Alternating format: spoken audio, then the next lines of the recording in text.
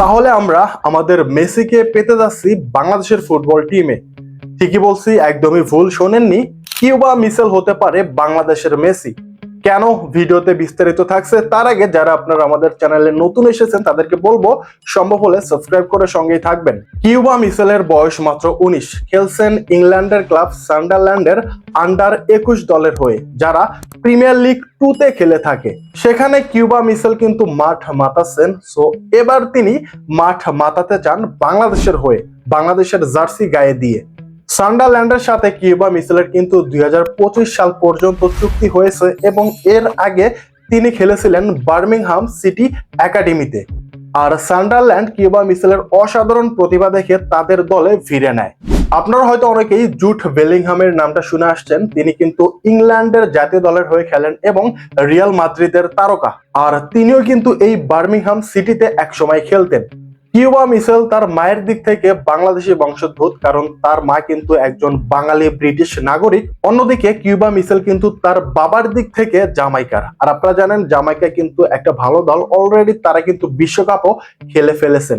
সেক্ষেত্রে Cuba Mitchell কিন্তু জামাইকার হয়ে ফুটবল খেলতে পারতেন অথবা ইংল্যান্ডের হয়ে ফুটবল খেলতে পারতেন, কিন্তু তিনি তা না করে বাংলাদেশের হয়ে খেলার আগ্রহ প্রকাশ করেছেন। কিউবা মিসেল মূলত সেন্ট্রাল মিডফিল্ড পজিশনে খেলে থাকে, তবে তাকে কিন্তু অ্যাটাকিং মিডফিল্ডার পজিশনেও খেলানো যায় এবং তিনি ইতিমধ্যেই সান্ডারল্যান্ড ক্লাব এবং বার্মিংহাম সিটির হয়ে অনেকগুলো ম্যাচেই অ্যাটাকিং মিডফিল্ডার পজিশনে খেলে ফেলেছেন। সো সেক্ষেত্রে আমরা কিন্তু কিউবা মিসেলকে বাংলাদেশ দলের হয়ে অ্যাটাকিং মিডফিল্ডার পজিশনে দেখতে পারি।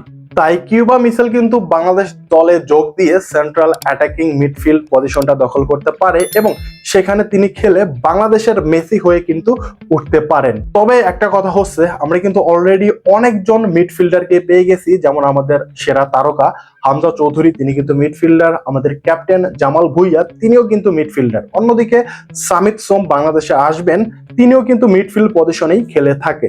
আর আমাদের সবচেয়ে দুর্বলতার জায়গা হলো ফরওয়ার্ড। আমরা কিন্তু অলরেডি দেখে আসছি এই ফরওয়ার্ড দুর্বলতার কারণেই আমরা ইন্ডিয়ার সাথে ম্যাচে জিততে পারিনি। তবে কিউবা মিসেল যেহেতু অ্যাটাকিং মিডফিল্ডার পজিশনে খেলে থাকেন, তিনি কিন্তু ফরওয়ার্ডকে কিছুটা হলেও সাপোর্ট দিতে পারবেন এবং তিনি কিন্তু নিজেও গোল করতে পারবেন।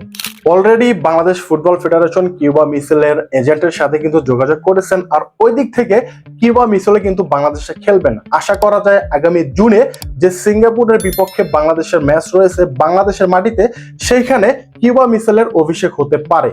আপনারা কি ভাবছেন, কিউবা মিসেল কি বাংলাদেশের মেসি হয়ে উঠতে পারবে কি না?